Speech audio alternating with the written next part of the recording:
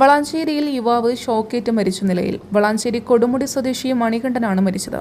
മത്സ്യം പിടിക്കാനായി പോയതായിരുന്നു മണികണ്ഠൻ. പാടത്ത് മരിച്ച നിലയിൽ കാണുകയായിരുന്നു. പൊട്ടിവീണ വൈദ്യുത കമ്പിയിൽ നിന്ന് ഷോക്കേറ്റതെന്നാണ് നിഗമനം. മൃതദേഹം ആശുപത്രിയിലേക്ക് മാറ്റി. പോസ്റ്റ്മോർട്ടത്തിന് ശേഷം കുടുംബത്തിന് വിട്ടു നൽകും.